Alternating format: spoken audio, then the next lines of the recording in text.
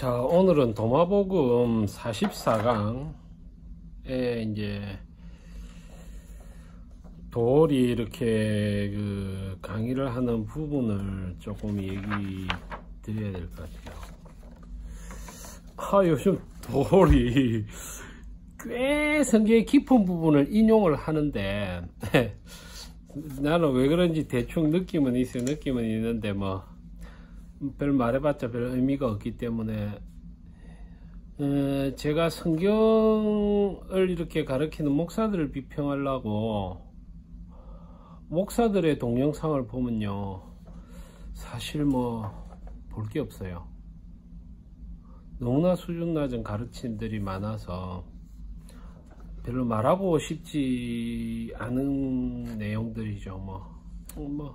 그렇고, 그나마 도올에 이렇게 영상을 보면 화두를 조금씩 던져주는 게 있어서 거기에 대해서 설명도 드리면서 여러분이 기독교에 대해서도 조금 더 알았으면 좋겠고, 예수 그리스도의 복음과 사도 바울의 말씀의 해석들에 대해서도 깊이 있는 지식들이 같이 나눌 수 있으면 좋겠다고 생각합니다.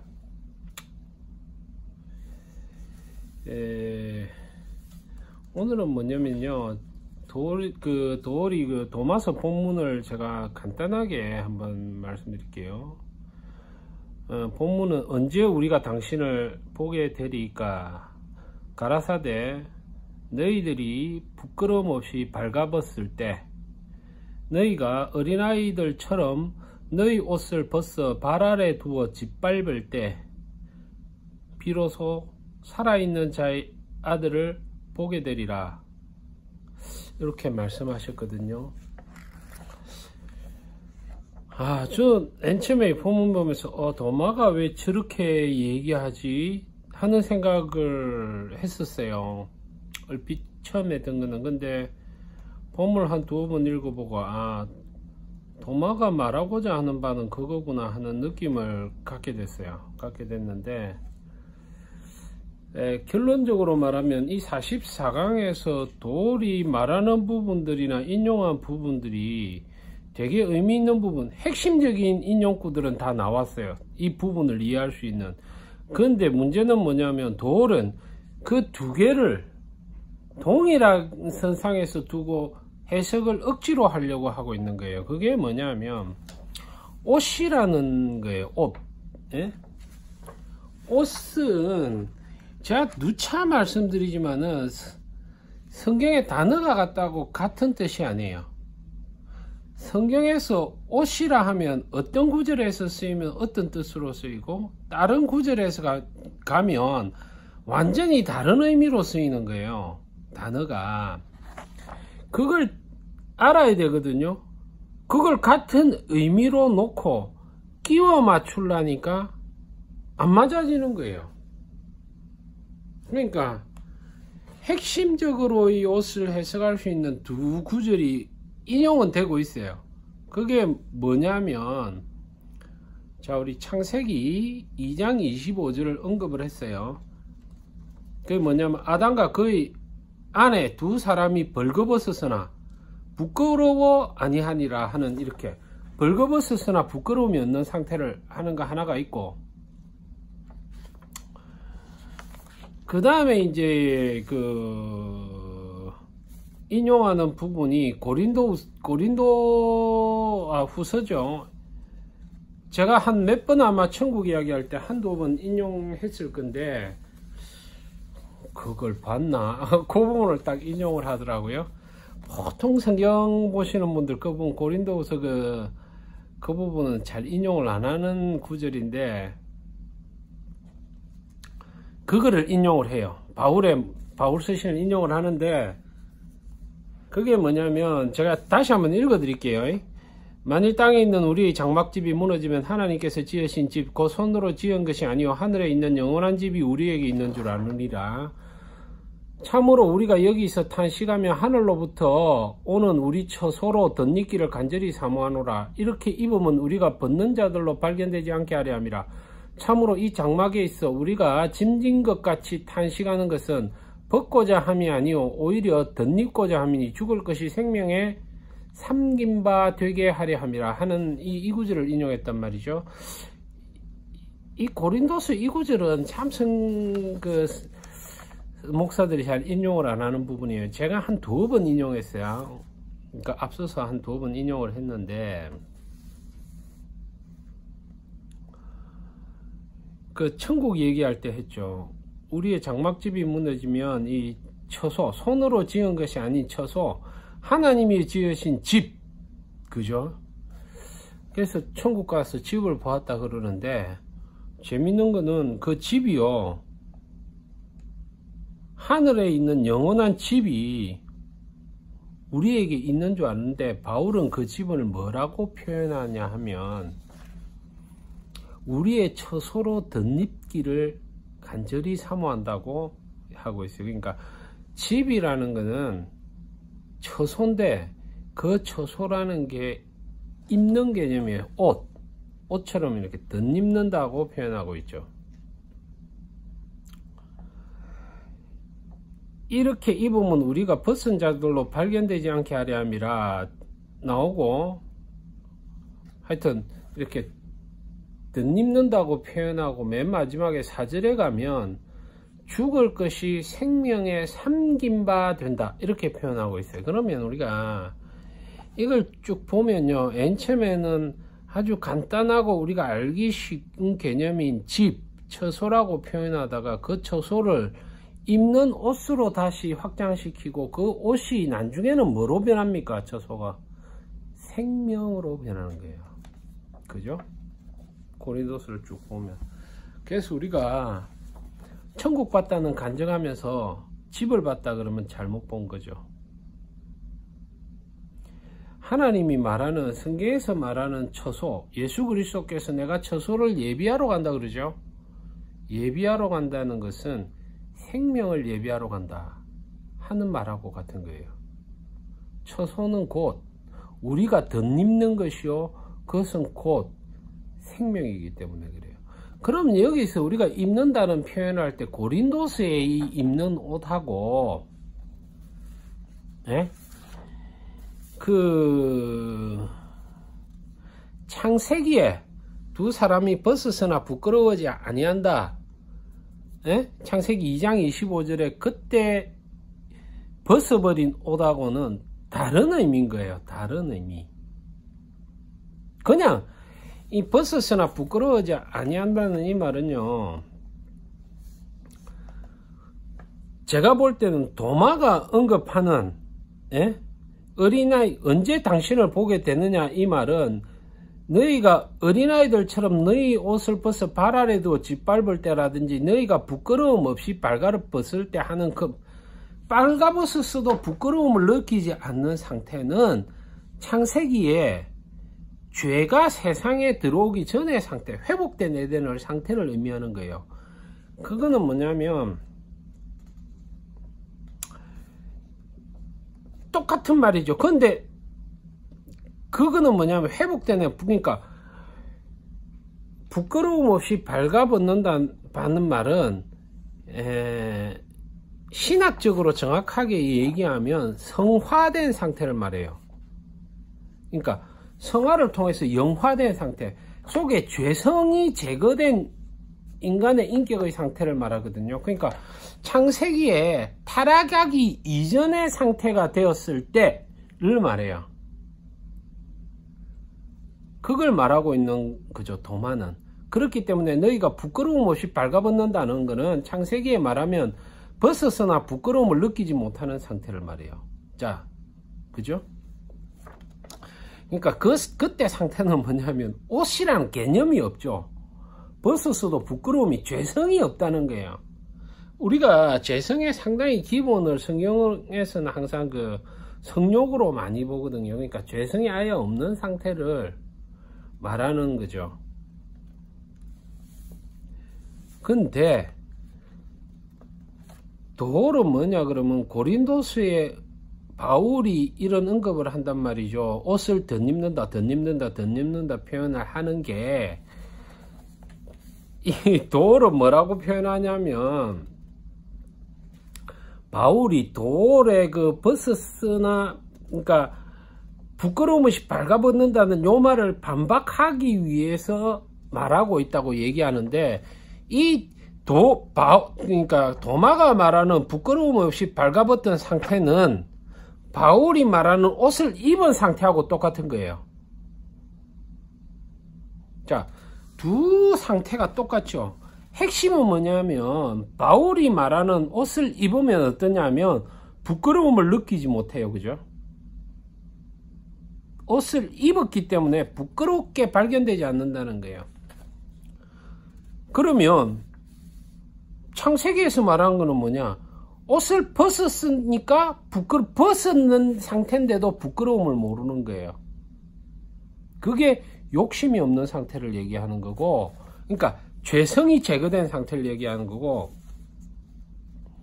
바울은 옷을 덧입어서 죄성이 상태, 그러니까 옷을 덧입는다는 말을 뭐냐 하면,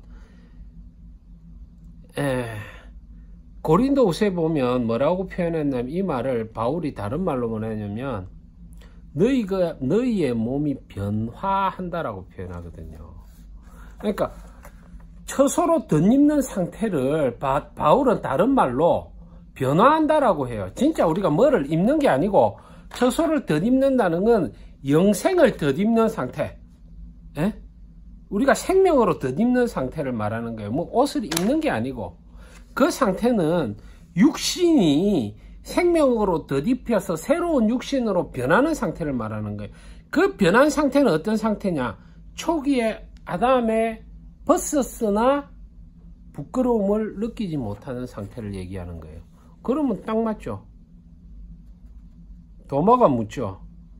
언제 우리가 당신을 보게 되느냐? 그래서 맨 끝에 보면 비로소 살아있는 자의 아들을 보게 되리라. 그러니까 살아계신 예수 그리스도를 다시 보게 되는 날은 언제냐? 우리의 육신이 변화했을 때. 예수 그리스도의 부활과 함께 죽은 자들이 일어나고 살아있는 자들은 변화한다. 그 말은 뭐냐면 예수께서 준비하신 처소로 덧입는다. 그 말은 고로 뭐냐?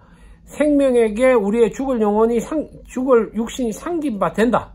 영생이 우리 몸을 덧입는다. 그건 뭐냐? 회복된 아담의 상태가 된다.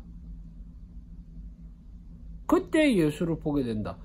그래서 옷을 입는다는 말은, 그냥 옷을 입는다는 말은 하나는 벗었다고 표현하지만 그거는 입은 상태를 표현한 거예요. 바울의 말은. 그래서 그거는 바울이 도마의 말을 반박하려고 그 말을 쓴 게 아니라, 그러니까 그걸 해석하는 자들이 뭘 몰라서 그런 거예요. 이런 그 바울이 말하는 그 생명에게 상긴 바 된다는 이런 의미, 영생의 몸으로 변화한다는 의미라는 것을 잘 모르기 때문에 자꾸 억지로 그 상황에서 바울이 도마를 뭐 반박하기 위해서 하지 않았느냐 이렇게 해석을 하는 겁니다. 사실은 제가 지금 드리는 말씀이 이거 되게 어려워요. 어려운 내용이고, 옷이라는 말이요 여러 개로 쓰이거든요. 여러 개로. 지금 그 다시 이제 말씀드리면 왜 창세기와 고린도서의 바울의 말은 똑같느냐 하면, 생명으로 덧입은 상태는 창세기에 말하는, 그러니까 이건 하나는 옷을 입은 상태죠. 생명으로 덧입는 걸 말하는 거예요. 그럼 창세기에 옷을 벗었다는 것은 그냥 의복을 말하는 거죠. 부끄러움을 가리는 의복. 우리가 죄가 세상에 딱 들어오니까 벗은 게 부끄러움으로 느끼게 되거든요. 그 상태를 말하는 거예요. 그래서 회복된 에덴의 상태가 가는 거예요. 그게 언제냐면 계시록에는 1000년 동안 왕노릇하는 천년왕국으로 표현되어 있죠. 회복된 에덴이 천년왕국으로 표현되어 있어요. 그때는 벗어도 부끄러움을 느끼지 않는 상태, 즉 죄에서 자유로운 영생의 몸을 입은 상태가 된다라는 말씀이에요. 그래서 그 모든 말은 일맥상통하고 있고, 마지막으로 이제 우리가 성경에 보면요, 옷이 또 이제 부활해서 입기 전에 옷은 또 다른 그 요한이 이렇게 계시록을 쓰거나 할 때는 옷을 다르게 표현해요. 또 그때는 이제 계시록에 보면 너희가 흰 옷을 입는다 뭐 그런 말 있죠. 예수께서 옷은 맨날 빨아야 된다 뭐 흰옷의 말이 굉장히 많이 나오거든요. 그러면 요한 1, 2, 3서라든지 요한 계시록에서 옷을 입는다 이렇게 말할 때는 또 옷이 다른 의미로 사용되는데, 그거는 정확하게 말하면 뭐냐면 성도의 올바른 행실이라고 요한이 다시 번역을 해줍니다. 계시록에 보면 흰옷은 옷은 성도의 의로운 행실이다 이렇게 표현을 하거든요. 그럼 요한은 또 왜 옷을 그렇게 얘기하냐면, 요한 1, 2, 3서에 보면 요한은 기독교 시대의 성도들이 너희가 믿음으로만 구원을 받는 게 아니라 행함이 없는 믿음은 죽은 것이다. 행함이 있어야 된다. 행함을 굉장히 강조한단 말이죠. 요한은 왜 그랬느냐, 바울 서신이 믿음으로만 구원받는다고 해서 그 해석이 왜곡되어 가지고 그 당시에도 문제가 됐던 거예요. 약간 그렇기 때문에 요한은 그 믿음의 행함을 강조를 했던 거예요. 그러면 그게 어디에 또 나타나냐, 계시록에 행함, 의로운 행위, 의복을 너희 옷을 반드시 입고 있으라. 벌거벗은. 그래서 계시록의 앞에 보면요, 라오디게아 교회인가 어느 교회 보면 너희가 벌거벗고 있다고 얘기하죠. 그죠? 너희가 벗었으나 벗은 걸 모르고 있다 이래 얘기하면, 그때 벗었다는 말은 창세기에 벗었다는 말하고 틀린 말이에요. 창세기에 벗었다는 말하고 계시록의 그 교회에게 보낸 편지에서 너희가 벗었다는 말하고 완전히 또 틀린 말이거든요. 그래서 성경을 할 때는 그 구절이 옷을 벗었다는 의미, 그래서 그때는 벗었기 때문에 예수 그리스도로서 옷을 입어야 되고, 그 그리스도 옷 입는다는 말은 뒤에 가면 성도들의 행함이 있는 믿음으로 요한의 의미로는 연결이 되는 거예요. 그래서 도리 이 성경을 좀 단편적으로 이해하고 있어요. 단편적으로. 그 다음에 그걸 자꾸 왜 저분들이 저렇게 구절에 성경을 썼는가 하는 거를 겸손한 자세를 보고 있지 않고, 그 사람들 위에서 성경 저자들을 판단하는 입장에서 보기 때문에 성경이 잘 눈에 들어오지 않는 겁니다. 이게 참 옷 입었다는 벗었다 입었다 의미가 굉장히 어려워. 이게 각각 다 다르겠으니까 설명하기가 좀 어려운데, 여러분 제가 몇 번 말했기 때문에 잘 이해하실 거고요. 근데 이 개념이 옷을 입고 벗고 이게 굉장히 중요한 개념들이기 때문에 기독교인은 옷에 대해서는 굉장히 잘 알아야 됩니다. 옷에 대해서. 그래서 특히 계시록에 나온 성도들의 올바른 행실, 행함과 믿음. 지금 기독교가 왜 타락했냐면요, 믿음으로 구원받는다는 그 믿음을 너무 강조하죠. 절대 믿음은 믿음은 끝이다 이렇게 단순히 그 믿음이 어떠한 믿음인가를 가르치지 않고 그냥 믿음을 가르치는 거예요. 그거는 자기 확신일 뿐이에요. 그렇지만 성경에는 그 믿음이 어떠한 믿음이고 어떠한 길로 가야만 바른 믿음이 된다고 여러 군데 잘 가르치고 있거든요. 그래서 그 성경에 대한 지식이 있어야만 구원을 얻을 수 있는 겁니다. 그래서 결론적으로 도마복음에서 말하는 벗어버리라 하는 말은, 벗어버릴 때에 너희가 예수를, 살아있는 인자를 보게 된다는 말은, 부활하신 예수를 만나볼 때는 우리가 벗었으나 부끄러움을 느끼지 않는 온전히 생명으로 더딥힌 상태, 죄성이 없는 영화, 성경으로 성화, 영화 이렇게 해야죠. 그죠? 거듭남, 성화의 단계, 그 다음에 온전한 영화로. 그러니까 영화된 상태가 되었을 때 예수 그리스도를 본다라고 도마는 표현하고 있고, 그 영화된 상태는 간단하게 얘기하면 창세기에